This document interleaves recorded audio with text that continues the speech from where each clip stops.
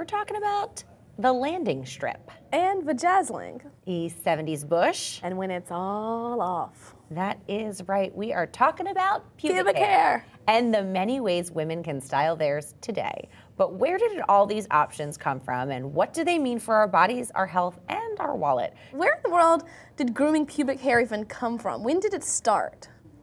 Oh man, it's hard to put an exact date on it, but you gotta probably put it back to well, it's complicated. Porn, that's your first start, but actually it's more particular than porn. It's actually the invention of the VCR.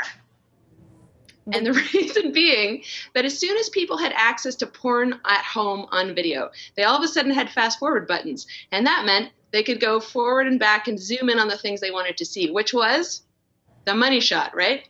So what do you want with the money shot? You want to see more stuff. So you got to take the hair away so people can really see, get in there on a smaller screen. So you're not in a big theater anymore. You're on a small screen. And so that's really where you start to see pubic hair removal being normalized. And then when a generation of people grow up with access to porn where pubic hair is not there, it becomes a normal part of their body practices as well. You wrote this piece for The Gloss that says, I actually like my pubic hair. Jamie, did you know that you were a precursor to the new trend of bush being back? I did not know that. At the time, it felt to me, I received a number of negative comments on Suicide Girls or whatever. It just felt like it was some sort of statement to go against the norm and say this is also normal and was for a long time. So let's talk about that, because you actually are a nude model. You have let your nether regions out for the public to share, and most of the time, you know, people are just like happy to see a naked body, but when they see something that's outside their norm, which is, in the case of nudity, a full bush of pubic hair, people tend to get commenty about that. Well, that's true. I did receive a number of picky comments that I'm not going to repeat because they were kind of gross. I also received a lot of, positive comments from people who really like it. And that could be a little bit creepy too, because it's kind of weird to think of something so normal as being a fetish.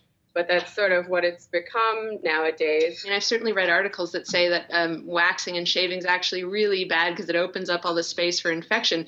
But what I think is worth commenting on is the fact that over the last little while, we've seen a change in how pubic hair is perceived. So where once it was just normal and natural and part of the body, it's now seen by a lot of women as gross and dirty, and men as well. And I think that's actually the biggest shift, that to have pubic hair now is kind of like, ew, you're kind of gross and not deserving of maybe sexual things that you might get if you were hairless. Certainly when I was doing my research, the women I interviewed who felt the most pressure to take it all off was generally women who really would talk pretty openly about how much they didn't like their bodies.